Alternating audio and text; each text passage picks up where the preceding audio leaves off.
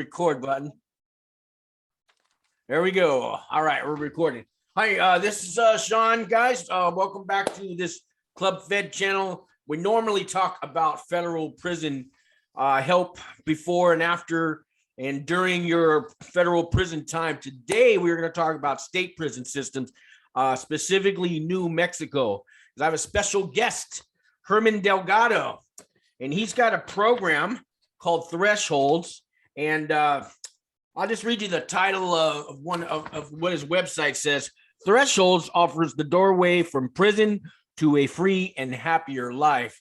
And Herman is also a professor at a local university in New Mexico there. I'll let him tell you about that. And he's a man of hope. He's a man of faith. I've been getting to know this guy over the last month. My friends in New Mexico call us returning citizens since I did prison time. I'm also a returning Catholic, guys. So I'm trying to get my whole life back in order. And I've been meeting Herman through on Wednesday nights. There's a rosary meeting that we do, and I was a couple other felons on there and other people there that care about people coming out of prison, and they want to help you. And I just want you guys to know there's help out there. There's people who care that haven't given up on you and know you made the wrong choices, the wrong decisions, and you made mistakes and all that.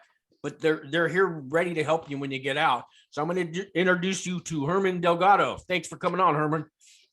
My pleasure, Sean. It's great to be here and talk about the program a little bit with folks around the country. So, Herman, you are basically out of Santa Fe, New Mexico, or Albuquerque, New Mexico? No, I'm in Albuquerque, New Mexico. Okay. New Mexico, in relation to the state, has almost 3 million people, but it's spread out, and most of the folks live in 4 cities: Albuquerque, Santa Fe, Los Cruces. That's a pretty big college town, and then you have a few other little towns, including Belen and a couple of other towns where you have a large population. We have 11 state facilities and several federal facilities that are kind of hush-hush. And then we have counties having jails. So each is a different system, right? And then, of course, we have the juvenile system. Okay, all right. And you forgot to mention Roswell, you know, because I'm into my aliens, but Roswell, that's southeast, okay. And it's a reasonably sized town. And you're right, you know, a lot of aliens live down there. That's different. Different kind of alien. That's right. It's different than undocumented persons. Okay. So we want to make that real clear. We're talking about people with horns and weird, you know, eyeballs, and, you know, they could read your mind and all kind of stuff. Right. Those aliens, they come from different parts of the universe. I know Albuquerque's become famous for Breaking Bad and Better Call Saul, right? So, Yeah. you know, I've watched that whole series, and I know they've actually filmed there, you know, but the crime and stuff that they show on Breaking Bad, I'm hearing from you guys in New Mexico that's kind of what it's like. There's a meth problem and people getting caught, going to prison out there. And how well did Breaking Bad present the town of Albuquerque and its drug problem? You know, it's I'd say fair, because there are a lot of positive things about you know, Albuquerque and New Mexico, which you know, is really not discussed in the media. You know how media is. They sensationalize, and they want to make sure that everybody knows all the negative things that are going on. Right. They're talking now, we've had 84 or 85 homicides, you know, in this year, and it's supposed to be a really high rate. But you know, the city is growing, the population is growing. Yeah, there's drug trafficking going on. It's Albuquerque is interesting because you have 2 major highways or interstates going through it. One is I-25 going north and south, and then you have I-40 going east-west. And you know how, you know, when you're dealing with drugs and all kinds of other activities, that they're perfect thoroughfares, right? Yeah. You can get just about to any state on I-40 and I-25 from Mexico, from really the lower part of the state, all the way up to Wyoming. So you can, and then on that thoroughfare, you can hit I-10, which is another east to west corridor, and you go up to I-70. So there's a lot of stuff that goes on in relation to trafficking and not only drugs, but, you know, folks and all kinds of other fortunate activities. Yeah, I served my federal prison time in Florence, Colorado, right above, you know, New Mexico. But there was a lot of inmates. I was at the camp, but there was a lot of guys there for, you know, trafficking drugs and that are from New Mexico. You know what I mean? So, and I know a lot of them are going back to New Mexico when they're finished their time. But what I'm getting to is, you know, when you get out of prison, what do? Where do you go? How can you get help? Where can you get help? And that's why I got you on here today, Herman, because I mean, I know that there's a lot of prisons in New Mexico and people are getting out, and you're willing to help them. How long have you been with Thresholds? Okay, so I personally have been with Thresholds about 13, 14 years. And what do you do? What do you do there? What's like your title? So right now, for the last around 6 years, my title is coordinator of the Thresholds program. Now, let me kind of describe the program, and then you'll get a feel for what I do. The program started around the year 2000, and it started as a joint venture between the Archdiocese of Santa Fe and the Department of Corrections for the state. And what was happening is that they had a high recidivism rate. In other words, you know, people were coming out of prison and they're going back into their old neighborhoods and doing the same old thing and then getting locked up all over again. So the idea was to work with the state system and work with the men and women coming out of the system to help them kind of reestablish themselves and change their lifestyle. Now, at that time, there were not many programs, so Thresholds, as we call it, got crowded very quickly. And the way we work it is we get volunteers, we get men and women who want to volunteer their time to work with returning citizens. That's what we call people coming out of prison. We don't call them ex-cons, we don't call them, you know, inmates, and we try to be respectful in our approach. So these volunteers get teamed up, and we have 3 volunteers per person. So the idea was to go into the prisons before people were released and begin to collaborate. Now we focus in on the Albuquerque area, the Santa Fe. The county that we live in is called Bernalillo County. It's a pretty big county. So we take folks from Bernalillo County, which includes, you know, Rio Rancho. That's good. That didn't exist when the program first started out. That was a, you know, a little municipality. Now it's a big city. And again, like some of the other towns that have grown in New Mexico, a lot of the rural areas have dwindled in population, and people have moved to the big cities. Now that includes the native population, and we have 19 pueblos, depending on who you talk to. We have 19 pueblos in New Mexico of different Native American groups. And then we have 3 or 4 major tribes live in the area, particularly in the Four Corners area. That's Utah, Colorado, New Mexico, and Arizona. So that's where the reservations are. Oh, so, yeah, where the 4 states meet and it makes a corner. Yeah. Right. So the idea is to then recruit volunteers, getting back to that, in that area that we focus in on, and train them so that they understand what are the things that returning citizens have to deal with when they're released.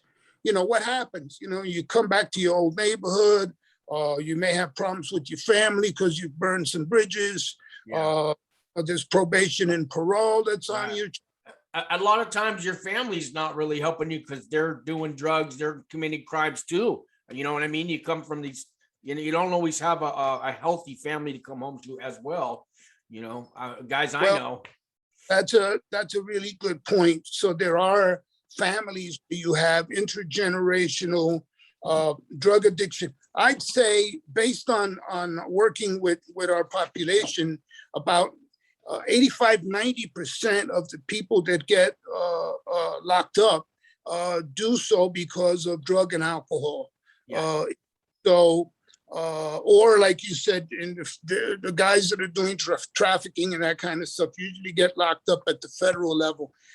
But at the state level, we have a lot of folks that, they're just drinking and drugging, and, people addicted to heroin are ripping people off, those kinds of activities. And they get into prostitution, into drug dealing, into, all kinds of activities that we all understand and know about. So the idea is to take these volunteers that we call mentors and work with that one individual for about a year. Now you work with them while they're in prison. Pre-release. Okay. Now, because of the COVID thing, that's changed. But before COVID, we were going into the prisons before they were released. We would select people based on their genuine desire to change their lives for the better. I was going to say, they have to want that. They have to want to change and want to have the desire. Yeah. You can't force it on somebody. No. But I know there are guys in there that really want to change. I know I've met them, and I'm one of them, so. There are people that really want to change. And then you have people that go in, and this, and don't want to change, don't give a damn about anything. Then there are groups of people that go in, and while they're there, they get the bug and say, I got to change because, I don't want to come back here. But they end up getting out, and next thing you know, they get back into their old ways and, end up back in. We try to select people that have shown some positive behaviors while they were in. In other words, no write-ups. They got involved in various programs, whether they be spiritual or religious, or treatment programs, or self-help groups like AA. Yeah. They've back to school and gotten their GED, or they've gotten involved in a training program. They've done some reasonable work while they were locked up. That we need to see that they're doing some positive behavioral changes, and also some mental changes, that they're beginning to deal with their emotional pain, their emotional issues. Depending on who you work with, some people say it's the past that affects them. Other people say that it's their current situation. Some people say it's political and it's cultural and it's a lack of spirituality. We believe that it's a combination of all of that. Okay. I agree. I agree. It can be a combination. Yeah. It's not one thing. I don't think it's ever one thing. Yeah.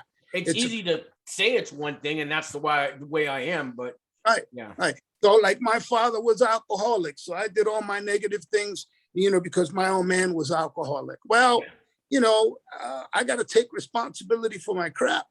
So that's one of the things we look for, somebody that's going to really take responsibility for their actions and say, okay, I'm responsible for the things that I've done. I'm not going to blame it on other people. Now, a lot of people have to learn that. So that's part of what the mentors do. We guide the person that throughout that year. We help them develop goals and objectives that they want to accomplish.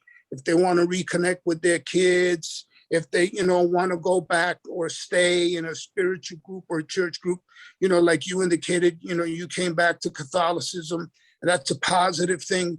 We are non-denominational. So even though— that was going to be one of my questions. Do you only help Catholics or Catholic, so it's non-denominational?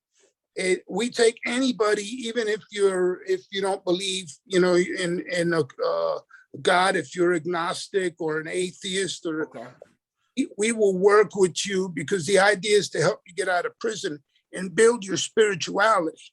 Now, building your spirituality is building yourself. Yeah. building your energy, your spirit, your positive self, and helping you connect with that, and helping you modify, change your life for the better, and become a productive citizen. Now, on the outside, there's nothing here that's all safety and, perfect. The society is not perfect, but so what? So you still want to function in a way that's where you're helping other people, where you're helping your family, where you're taking care of yourself, and you're taking care of the brothers that are having a hard time taking care of themselves. And that's what we do. We know that people have a hard time when they come out. Drugs and alcohol are very powerful, and they affect the brain, the body, the mind, the spirit, and it changes us. So the idea is for those mentors to work with we call besides returning citizens, we call them mentees, to work with the mentees so that they're looking at each part of their life and saying, okay, what am I going to do to make it better? What am I going to do to change? Even though I know there's all kinds of crap going on. Yeah. No, that's great. See, so you're actually, in order for, like, you're teaching people to believe in themselves, but I think it starts with, if somebody believes in you, that can rub off, and you can learn that, if somebody else believes in me, maybe I can believe in myself. Like you're bringing hope to people that have lost hope. You haven't been in prison, hope's hard to find there. But a lot of people have hope. But like for me, I had a drug and alcohol problem for years, and I've got almost 5 years clean and sober now. But I did the AA meetings in prison. I actually started AA meetings because they didn't have them, but I did the recovery programs there. I took all the programs. I took the classes. I started going back to church services.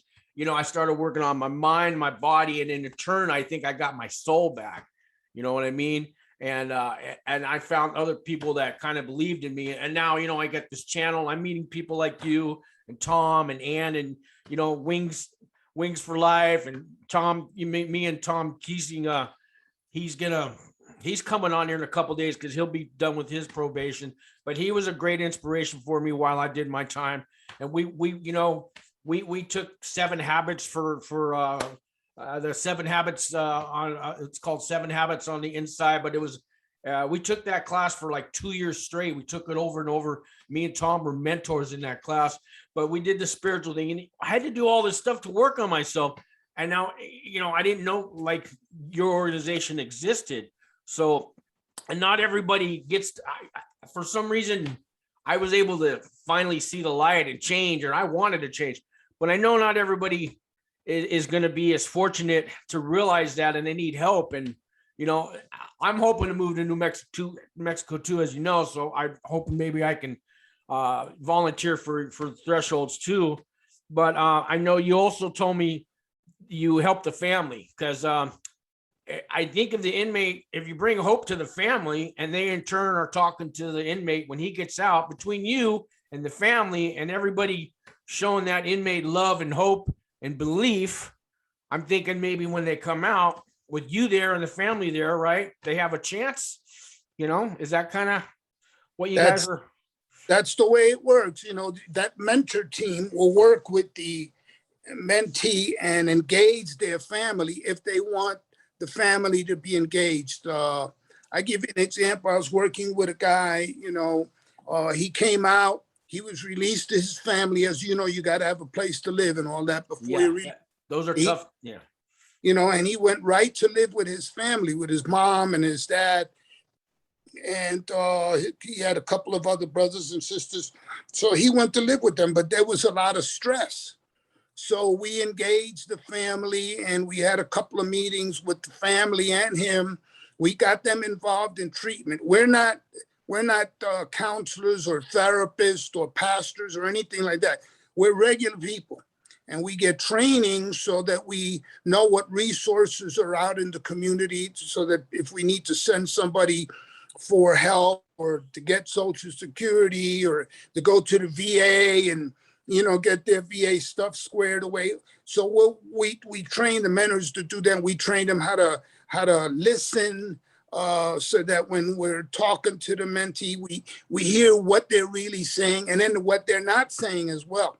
We teach them how to be respectful in the way they respond. We don't push any religion on them. So this is the training that the mentors have. And part of it is to work with the family system. With this particular brother, he was able to, calm things down with his family. They re-engaged with his sisters and brothers, and things improved. Now, he went out. He got, he relapsed. His PO locked him up for a week or so and then released him, and then he got back on track. Recovery is not easy. People, as you know, in prison can still get high. And more than more than people know. Yeah. You know what I'm talking about. So but the times that you're not getting high, if you're clean, you feel good about that. You get strong. But when you get out, some people say, well, I'll try it once, I'll just celebrate a little bit. Or they go back to their old ways and they start hanging out. And the recovery is hard. It's not easy to stop, even if you're clean 3 or 4 years while you're locked up in prison. But you've been locked up. The real test is when you come out. How are you going to deal with the stress of life? How are you going to deal with the pressures of your old, homies coming over and saying, yo, I got some good stuff. You want a little taste, you don't have to pay, I'm going to celebrate with you. Next thing you know, you're strung out and, you're saying, well, where's the money, man? Your homie's not going to give stuff away for free, and then you're back out. So it's a process. Yeah, it's a revolving door. I know all about it. It's I've been out 2 years now, and but I had some struggles getting out too, and I realized that, so I had to go find my support groups as soon as I got out. I went to an AA meeting, I went to church, I called the right people. Like, I didn't contact any old friends that I knew or anything like that. But it was hard. It's easier said than done. So that they got somebody like, tell me, so when the first day out the door, when the inmate gets released, are you guys there to greet them or Yep. How does that work? Yep. I've picked up plenty of people at the door outside the prison. Here in New Mexico, you got to have permission to do that. You can't just show up. You got to, they got to know who's picking up the inmate. So most of the prisons that we work with know, who we are, thresholds, and what we do. But yeah, we'll pick them up. We'll pick them up at the bus depot. I remember picking up one brother. He's now a mentor. By the way, we have 5 people that came into the program as mentees, did their year. 3 of them are off paper. In other words, they're not on probation or parole. Yeah, some people out there don't know what on paper means and off paper, but you do. So you want to let people know what that means? Well, what does on paper means? What? It means that you're still, I'm going to use the award of the state, or you're still under supervision. You're on parole or probation or both. In New Mexico, you're on both. When you get out, you're on parole and probation. Both? Really? Yeah. And so do you have a parole officer and a probation officer? Usually they're the same person. Sometimes they're different, but usually one person. Also, when you go to the parole board, everybody that's getting out goes to the parole board. So it's everybody that's getting out. So it doesn't matter. A double-edged sword, man. Yeah. Probation and parole. Yeah, these are the systemic issues that an inmate has to deal with, or a returning citizen has to deal with. They're also, forced to take urine and breathalyzer tests almost, weekly, and there's so many stipulations you have to comply with your JNS. I know all about that cup. I'm still peeing in the cup, man. Yeah. But when you first get out, I know they want it almost every other day, it seems like. Yeah. I've picked people up at the bus depot and taken them directly to their PO, because you're supposed to report to the PO within 24 hours of being. It doesn't matter where you are in the state or how long it takes you to get there from your prison. Yeah, they don't care. You got to report. They don't care. if you got transportation and you're supposed to get there. So we'll take the person and wait for them, and then take them to wherever they're gonna live. And then the program starts there, well, again, it starts while you're inside. We try to get a couple of mentors to visit the prison so that the inmate gets to know their mentor team. Yeah. If not, well, now we take people up to a year of being released. So post-released up to 1 year, especially now with the COVID. We said, well, we can't go into the prison. So if we know somebody coming out and they know about us, then we'll accept them into the program and begin working with them right away. And I usually, engage with them. They have to complete an application. They have to have a couple of recommendations from inside the prison. We modify that because if we get you post-release, you don't have those. Yeah, I don't have the options anymore. But Yeah, the recommendations would come from what, other inmates that are on the waiting list, or? Yeah, it could be. Could be anybody that knows you. That's a reasonable source. So that's how we work the application process. That you get interviewed. We don't take seriously chronic violent offenders. Okay. That's the two stipulation, those, and we don't work with sex offenders. Now, I'm saying that, however, we have taken people that have served 30 years for manslaughter. Yeah. Because it was a one incident situation. Okay. Yeah. So it's not chronic violence, even though they were convicted of murder, first degree, second degree, whatever it is. And they served a long time in prison, or a shorter time. We've had people, spend 6 years in prison for manslaughter. So it depends on your lawyer. No, I understand. I get calls from people all the time wanting help with the, getting through the pretrial process and all that. When a sex offender calls me, I hang up the phone. I'm sorry. I just, Well, I think that the society still has a lot of issues with them, but it's the same way society had issues years ago with people that were drug addicts. Yeah. Well, the people in the society would say, oh, those people are not going to change. Oh, they're drug addicts and alcoholics, they're bums. Today we know different. So I think that the day will come when they'll find ways of working with folks that are identified as sex offenders. We worked with a woman who was labeled a sex offender. She was 18. She was charged with rape of her sister, who was 17. Okay. Now, it was a very unusual case. She did 12 years, man. She did 12 years. Now, her sister insisted later on that it wasn't rape, that they were exploring. And why were they exploring? The 18-year-old had been raped and had been, sexually active. So she was teaching a sister, this is according to the sister, she was teaching her what to do and what not to do, what to accept and what not to accept. And the younger sister told the mother bugged out, freaked out, and, told the police. And next thing you know, the sister served 12 years for rape. Now, is she a sex offender? That's my question to you. Yeah, I let God be the judge of all that stuff, man.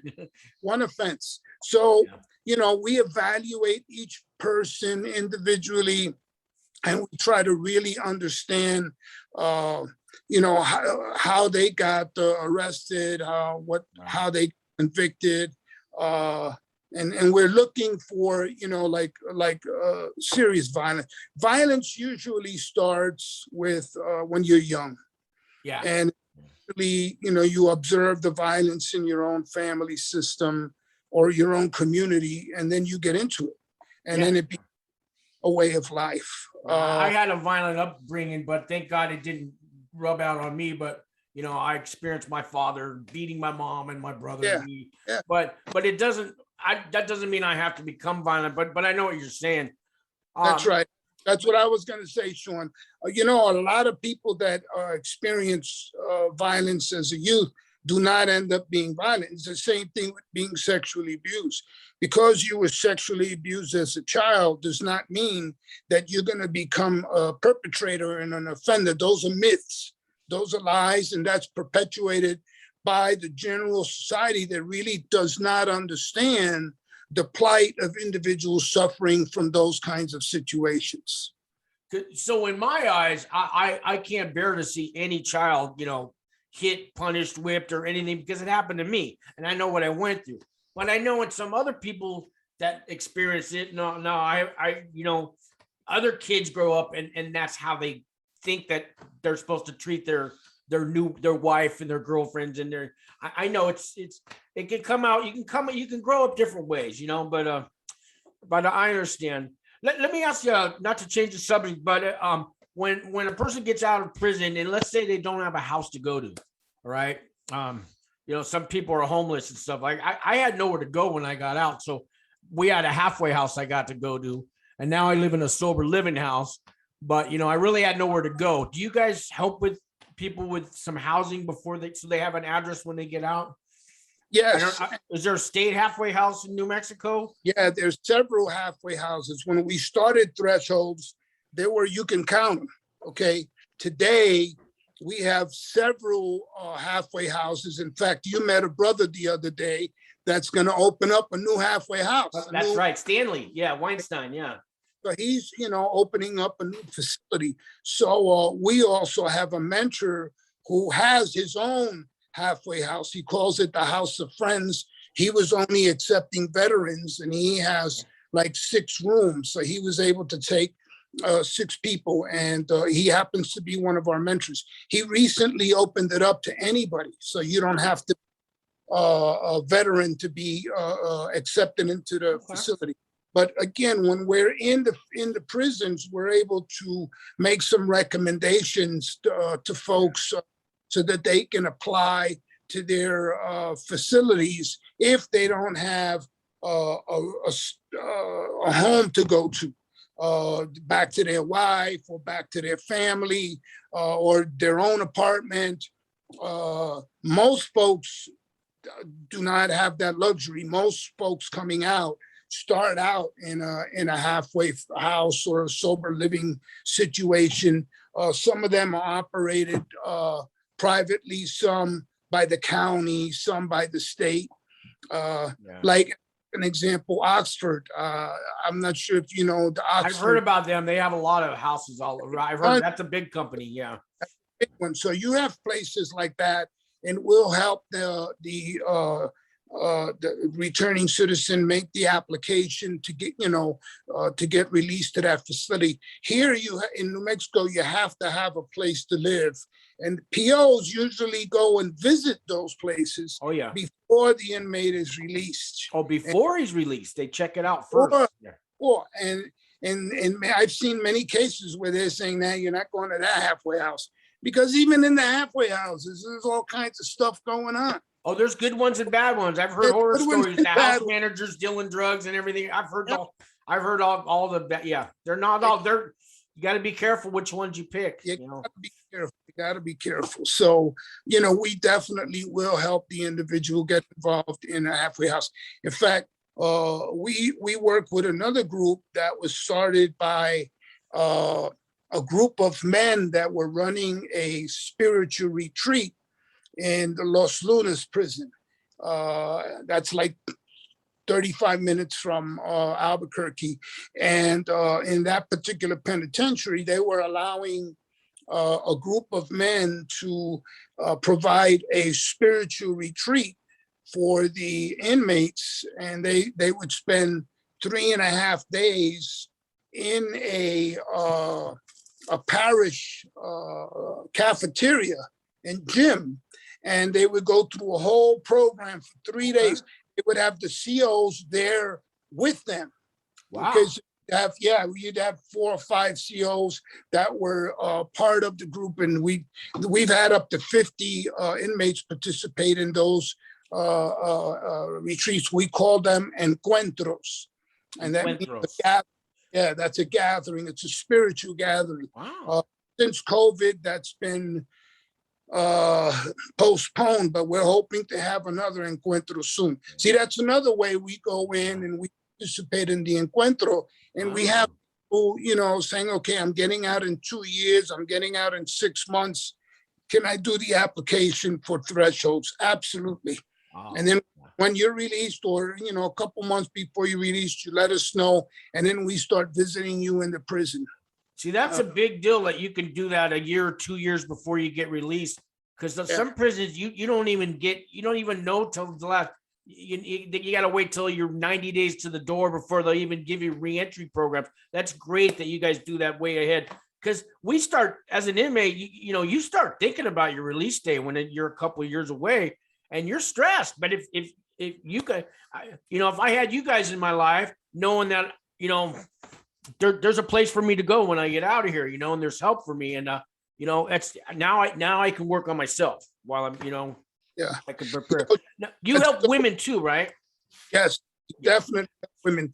We have one facility in Springer specifically for women, and then we have another one that has that's in the same area as a men's prison, Western. But we do work with women, and we also work with programs where women have been released to. So there's a place called the Recovery Center here, so we'll work with that group. We'll work with halfway houses where the women are. The same thing with the men, but with women are a little bit more complicated. We have more female mentors, believe it or not, than we do have male mentors. Wow. Oh, yeah. I was just going to ask if you had female mentors. Oh, that's good news. Yeah, that's good news. Women with women and men with men. Sure.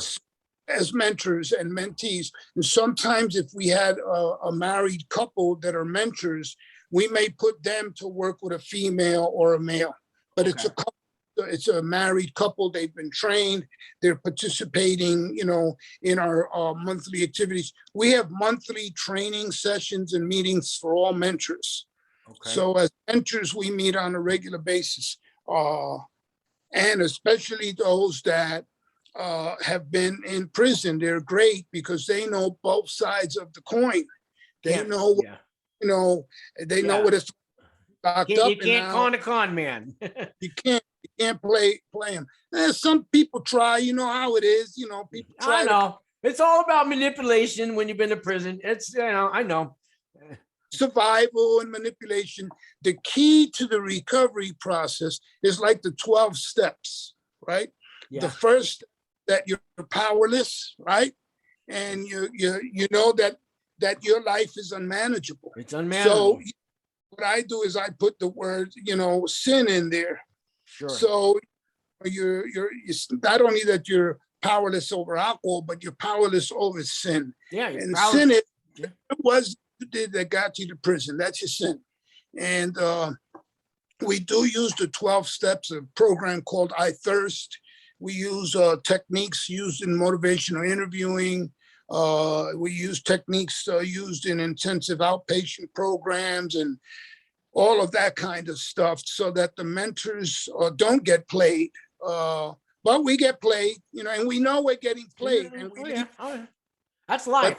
That's life's always been like that. But that's right. But never give up on that 18th guy that's going to come around. You know what I mean? Because if you let if you judge everyone for everyone's actions, the people that come afterwards, it's not right. Because there are going to be sincere people that come. I've learned that through life. You said something that's really important as well. We have worked with people over and over again. Right now, we have a returning mentee. This is his 4th time at Thresholds. Now, that's over the last 10 years. This brother has done very, very well at times, okay? Got a job, got married, an apartment, a car, was working in a real famous restaurant. You got to be careful where you work in the restaurants. You nip a little bit, you're cooking. 30 years in the restaurant business. It's happened to me. You know what I'm talking about? I've had 5 years recovery and showed up at the chef pulls out a bottle of tequila and my 5 years was gone out the door. You know what I mean? It happens. Yeah, I know. So we worked with him, and you know, he just violated his parole. They locked him up again for 3 years. He's back, you know, and you know, we're working with him. We're still working with him, and he just got another apartment. He just got his wheels, you know. So now he's getting everything back again. Getting everything back, you know. He ended up getting divorced, you know. One of his kids is still alive, so he's reconnected to her, you know. So things are getting back together again slowly. Life is hard, you know. I think a lot of guys get out and they've just been in the drug and alcohol life for so long. They don't know what real life is like. Real life is full of conflict. Real life is full of issues that you got to deal with. It's not all hunky-dory and you get out of prison and everything's going to be beautiful. That's not reality. That's not reality. Yeah. Life shows up when you least expect it. You know, I got problems and I'm one of the holiest guys around, man. If you believe that, you got to tell it to the Marines, you know. That's just life. And so people need to learn how to live life sober. And, you know, the criminal lifestyle can be very stimulating and exciting. So you have individuals that are addicted to criminality. And, you know, if you like stealing cars and the thrill that you get in going in and taking the car and you know, it's hard to let those things go, even when you have a deep, sincere desire to change your life. It's not easy. It's not easy, but it can be done. I know thousands of people in recovery, from alcohol, from drugs, from mental health, and they're doing fine. They're doing fine. I know thousands of individuals that are still messed up because they're drinking and drugging and doing their old stupid stuff, you know? So we try to work with the guys that are sincere, with the women that are sincere. Sometimes it is more complicated to work with the women, primarily because they're moms and they're the ones that have primary responsibility of taking care of them little ones. We as guys, we just cut out and leave the kids with the mom, and, you know, we go do our thing. You know, most moms, because you have some moms that cut them loose and the hell with it. They're out in the street. They're, you know, they're lost. We have others that go to prison, come out and have a tight connection to their kids. And part of the change process for them is reuniting with their kids, making amends with their children. And so it's a little bit more complicated with women than with the men. And again, it's a number of factors. That's one of the primary things.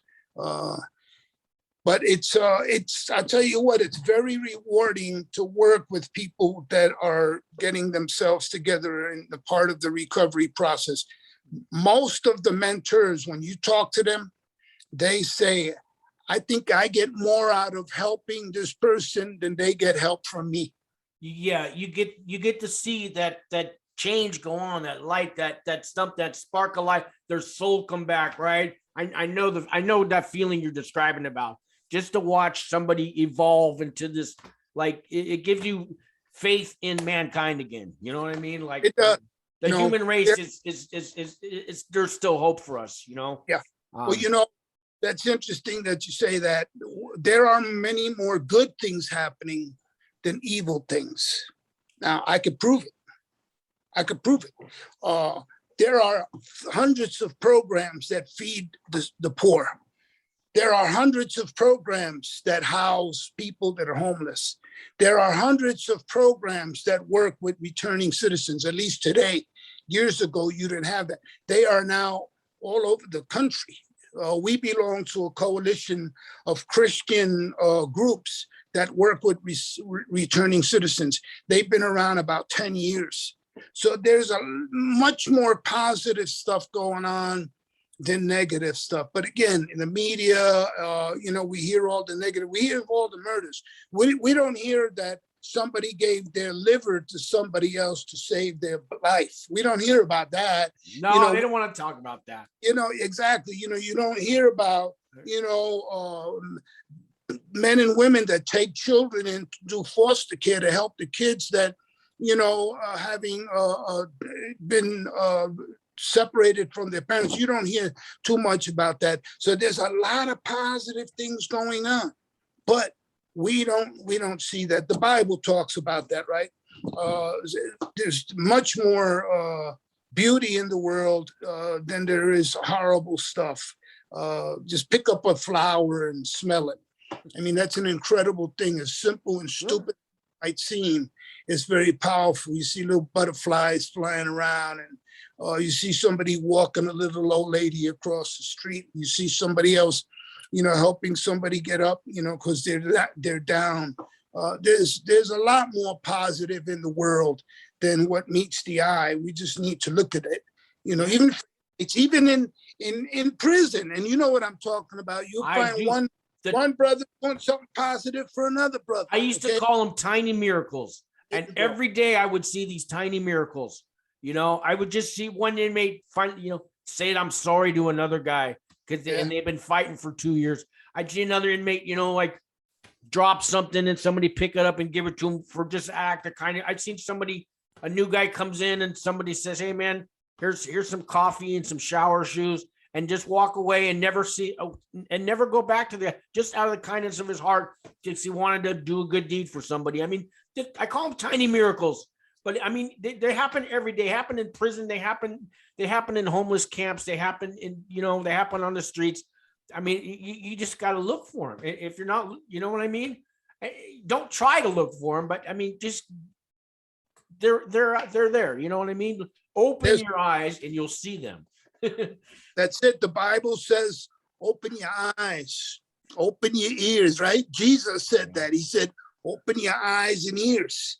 And that's what he's talking about, to look around you, really observe what's going on. How many food banks aren't there? How many places are where you can go get some clothes if you don't have clothes, or diapers for your kids, all kinds of things that are positive. You're still there? I'm still here. I can hear you. All right, good. You can't see me? I can't see you. Something? Let's see. That was weird. I just got a phone call and it turned off the camera.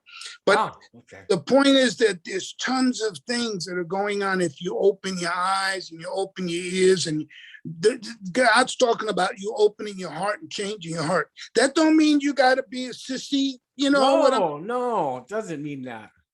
Hey, listen, if you come at me with a blade to cut me, I'm going to want to take that blade from you and cut you back in the moment. All right. Right. Now, Christian, today, I'm going to try to talk to you first and say, yo, man, chill out. Why are you trying to cut me, man? So I'll try to talk to you now. And you give me a chance, I'm going to get a piece and blow you away, right? Now, that's my defensive mentality. But the reality mentality is, I'm really trying to change. We have one brother that's a mentor, and he talks about a story that, he was doing his negative thing while he was in prison, and he got into trouble with a group of dudes, and they had him in the laundry or something. They had him in the laundry, and they were going to beat the hell out of him. And some dude came out of nowhere and just walked into the laundry and said, "What are you guys doing?" And he said, "He's with me." And the group of people that were going to jack him up said, "Okay." And they walked away. The brother that saved him was a lifer. Okay. And he had been locked up for, I don't know what kind of, crimes. And now the other thing was that he was a big dude. So he must have, clarified his reputation when he went in. But when people were protected, if you will, by him, they were enlightened because he was so spiritual. See, and that was the other thing. That was part of what turned this brother around to say, I got to change, man. I got to change, because that was a little miracle. That was a big miracle, that this brother was there, walks in and says, "What's happening here?" and all those dudes just took off. So, and there are other stories. There's another story of another one of our mentors. He's a small guy. He said that when he was in, there was one guy that took care of him and protected him. One guy. Right. Throughout the entire stay, there was one guy that protected him. In the beginning, he didn't know the guy, but he says he was reading the Bible when he was sitting down reading the Bible in the yard. And then what ended up happening, so like a couple of guys came and they started reading the Bible together. And then this dude came over and became part of that group. And when folks started to mess with him, with the little guy, this other guy said, he's with me, you don't mess with him. And he was saved throughout his prison career by this one angel that also read the Bible with him. There's all kinds of stories of things that happen to people while they're in prison to help them look at their lives and change their lives. God sends us angels all the time, and we don't even see it. You got to make a real sincere, honest. You got to be honest with yourself, and you gotta pull out humility. Many of us are arrogant, and we don't lose that arrogance when we get locked up. Some of us do, but humility and just that honesty, and it's hard to do that when you're locked up. It's hard to do that when you're released with your PO, as an example. You need a car and you get a car and it's not insured or licensed, and you're driving around in a car, and PO is not going to understand. They're pushing you to go here and go there and do this and do that, and you're on the QT, running around. But what ends up happening is you end up getting stopped, and then you end up getting violated, instead of trying to do it legal, you go back to your, sneaky ways. You're sneaky, I'm not going to get caught, I know, you get that criminal mind, you can't get your car registered, so you go steal the tag from the other car, put it on, all those little things I know. Yeah, you got DWIs that you still have to deal with, And we don't have the patience to do it legally and, and wait to get it registered and, and wait for the DMV and, wait to take the class. No, we want it now. We've done our time. Society owes us. I'm entitled to this. I don't care, There you go. No, you're 100% right, man. I got out to pay, and if you lived the life I lived, you do it too. I know, I get it. Now, those are the same things that you mentioned that people on the outside do and feel. It's the exact same thing. Other people that have not come out of prison struggle with the same issues, but they struggle with it differently. And some are unscrupulous and get away with things, but you always end up getting yourself into problems. So you got to be aware of that reality. Some people get caught, some people don't. Yeah. That. Some people in prison and they're innocent. I'd say 98% of the people are there for whatever it is that they did and got caught. I'm guilty. What I tell people, okay, so maybe you're innocent on this charge, but what if you went to prison for everything you didn't get caught for? How much time would you get then? Yeah, I know. It's like drinking and driving. Oh, the cop pulled me over because of this, that, and the other. Well, how many times have you been drunk before and you didn't get caught? I've driven drunk 1,000 times at least. I should have a quadruple life sentence at least. I mean, 1,000, because 2 beers, you're basically legally drunk. So that's happened 1,000 times. I've driven like that. So, and I never got caught once. So, Well, we try to get people to be honest, and that's one of the hardest things for people in the program, I think, to become, more honest with themselves first, and then with other folks, particularly the POs, because, POs have the power to, put you right back. And it gets complicated. It's not very simple. But I tell you what, this is a successful program. I say that we have 100% success. Wow. I say, Nice. well, how? Well, you know, the Bible says that we got to plant seeds. That's what we do. We plant seeds. And sometimes with the mentees, we water, we make sure that it's getting, you know, the plant's getting food, that's getting nurtured, getting sunlight. And then you get to watch it grow. Yeah, get to watch. But most of the time, we're just planting the seeds, and we're trying to find good soil. Okay, we're trying to plant the seed in good soil, and work it But sometimes it doesn't work. We've had over 400 mentees over the years, and I have some great success stories, and I have some really sad. Well, you know, with great, in order to have great success, you have to have lots of failures. I mean, you just do. Yeah, we've had people that have offended again and gotten locked up again for manslaughter or murder. We have people now that are working with the new industry with those big old towers that turn. We have people that have become managers in different departments. We have people that are car salesmen. We have people that have become deacons. We have one guy that became a deacon. There's just so many great things. We've had moms get their kids back. You know, we have moms. We have women that have gone back to school. Women tend to go back to school more than the men. That's an interesting finding. Okay. But we have more women that have gone back to school. One lady got her master's degree in social work. So, I mean, she went back, she says, and she was out in the street for many, many years. We're not talking about somebody out for a year. She was out there a good 15, 20 years, man. And she got out and she's doing great. We have another lady that she did real well. She's now head of a halfway house for women. I already told you that one of our mentors does that. Yeah. But incredible, all the miracles, as you call them, little miracles, small miracles that we've witnessed. But again, we've also witnessed a lot of sad things. We know of people that have been shot, mentees that came out, kept doing the same old thing, ended up getting, shot dead.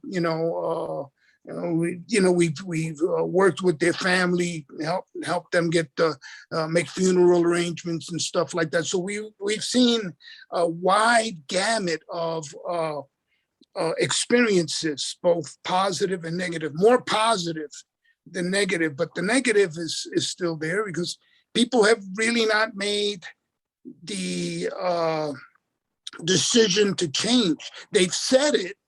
They've done things to try to change, but for whatever reason, they haven't connected spiritually so that they can truly find their true self, their true connection to the Almighty, and make a change in their life.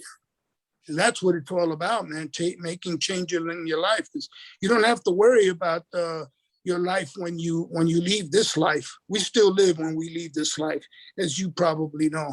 We keep on living. Now, depends on where you want to live. You want to be in prison for eternity, or you want to be on the outside for eternity. Right? Right. There it is.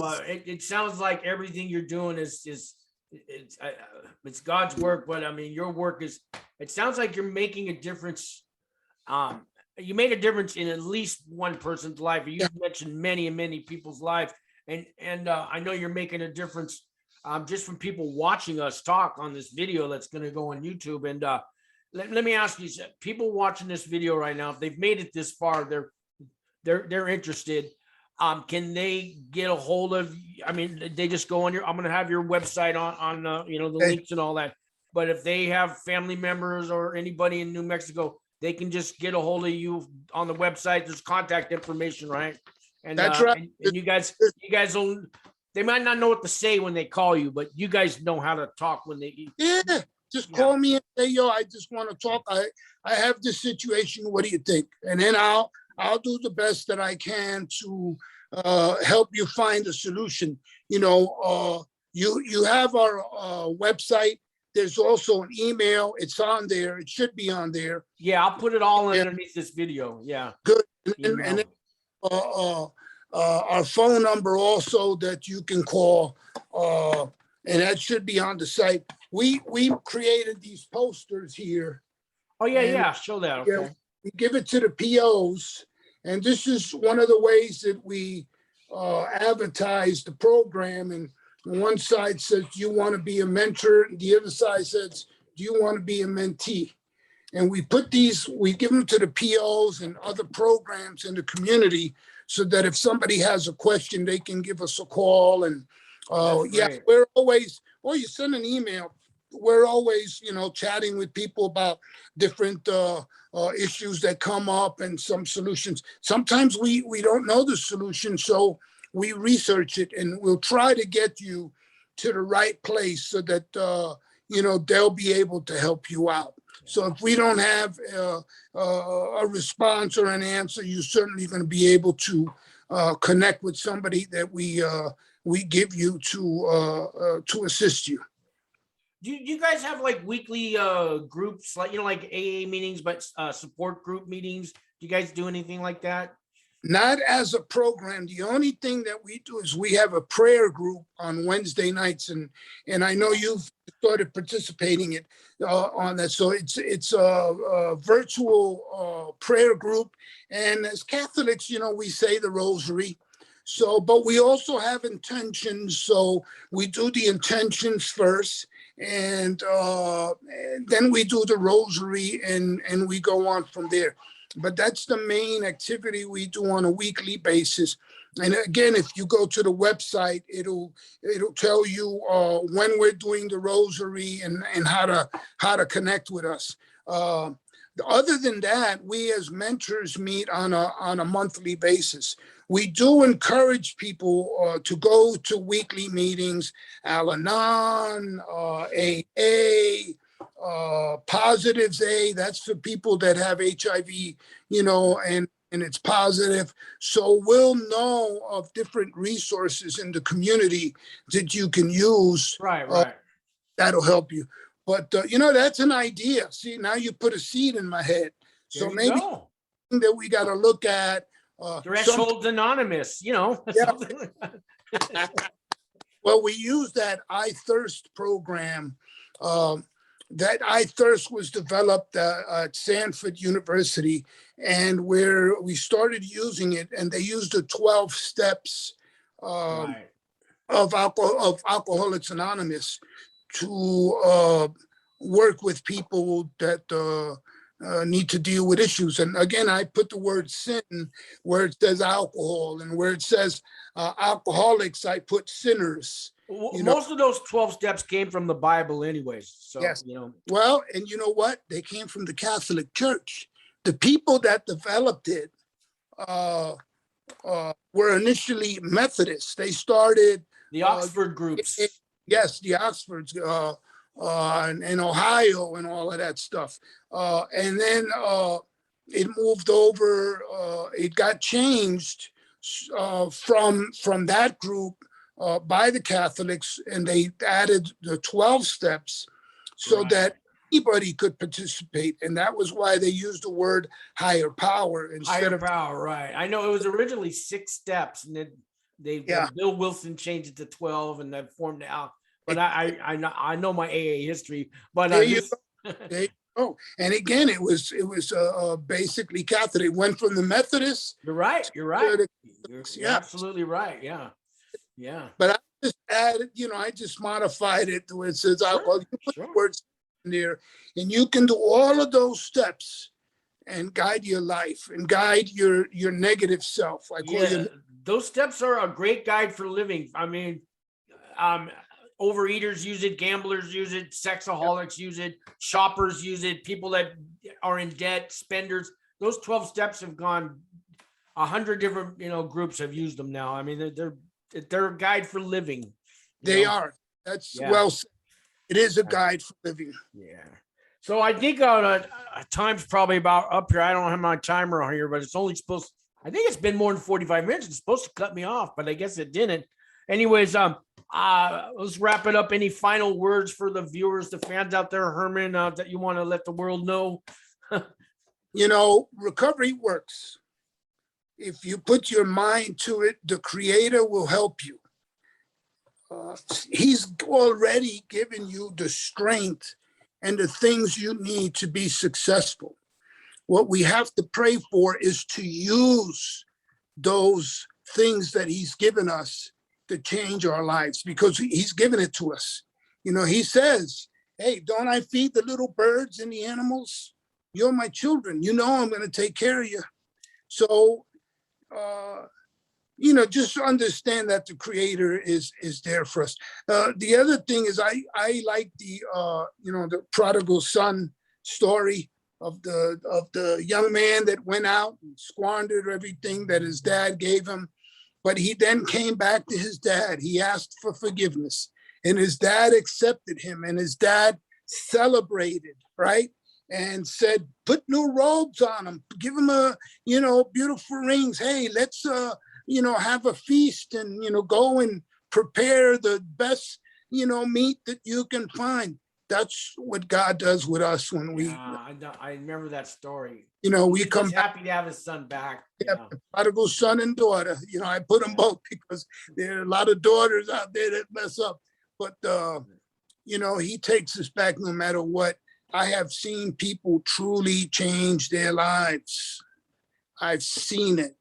I've experienced it myself in my own experience with life. So people can recover.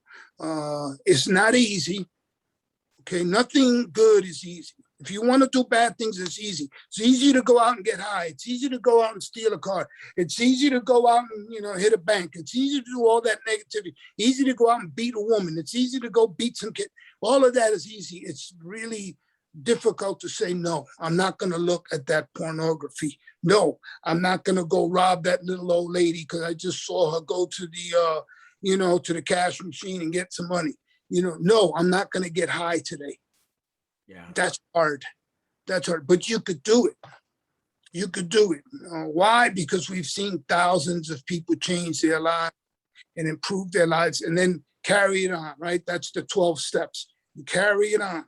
You give it to other people. You share it with other human beings. And can't keep it unless you give it away. That's, that's right. Yeah. So that's about it. If anyone has any questions or comments, feel free to email us, give me a call, connect with us. If you know somebody that's in prison in New Mexico and they live in our area, give them our website, let them connect with us. The application, everything is on the website, the application, all of that, that's all on the website. So feel free, check it out. There are a couple of things that have to be updated on the website, but for the most part, it's up to date. Okay. All right. I know I've talked to a few people that are from New Mexico that have already subscribed to this channel. So I hope they catch this one too. Herman, I want to thank you. God bless you for everything. You are definitely a man of God. Thank you for what you're doing. Don't stop. We need you. I need you. Too, brother.